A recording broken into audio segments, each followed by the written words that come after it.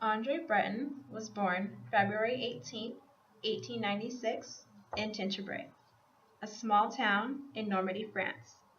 He was born into a working-class family of shoekeepers. His family soon moved to Laurent, Brittany, on the Atlantic coast of France, where sea life became an important part later in the poet's life. He attended medical school as a young man and showed a particular interest in mental illness. His education was interrupted when he had to serve in the World War. Breton worked in a psychiatric ward during his service in the military hospitals.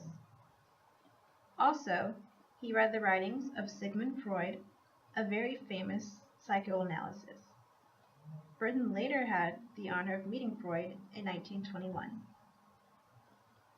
Breton also had an interest in the works of many symbolist poets like Arthur Rimbaud and Charles Baudelaire.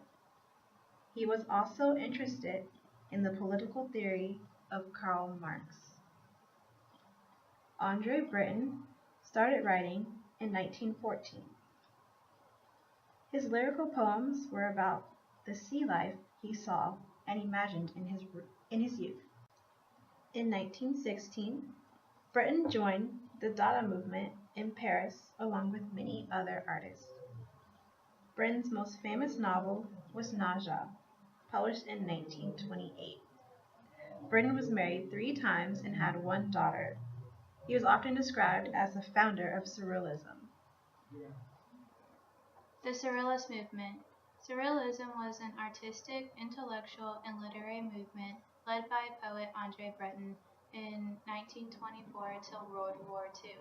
Surrealists sought out to overthrow oppressive role of modern societies by demolishing rational thought. Andre Breton founded the Surrealist movement in Paris in 1924 when he published his first book, Surrealist Manifesto. It was a movement that grew out of Dadaism.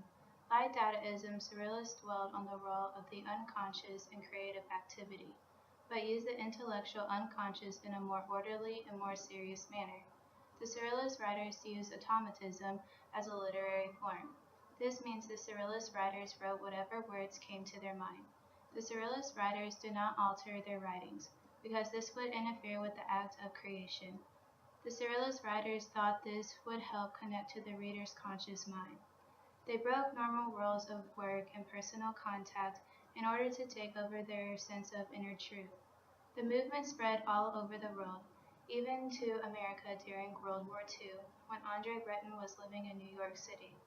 The Surrealist movement was one of the leading influences in the 20th century. Andre Breton's Surrealist movement not only influenced those of the literature world, but also those of the artistic world.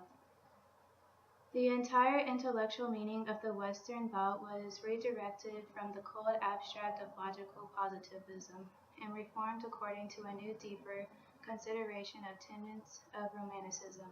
Because Andre Breton, the imagination as central to man's attempt to define reality was once again restored to its primary position. Andre Breton is mostly known for his active part in the Surrealist movement. But he didn't just stop after that.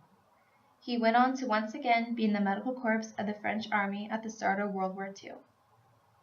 When the Vichy government banned his writings, he then escaped, where he later on then composed the introduction to the 1947 edition of the Sièges Cahiers du en Retour à Pays Natal. He then returned to Paris, where he opposed the French colonism.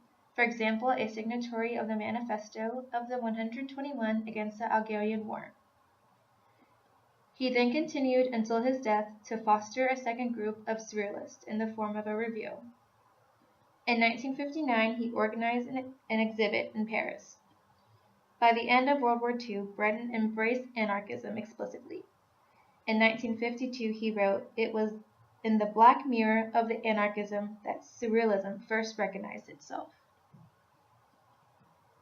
La Surrealisme at la Peinture was his last major work. He then died in 1966 at the age of 70 in Paris, France.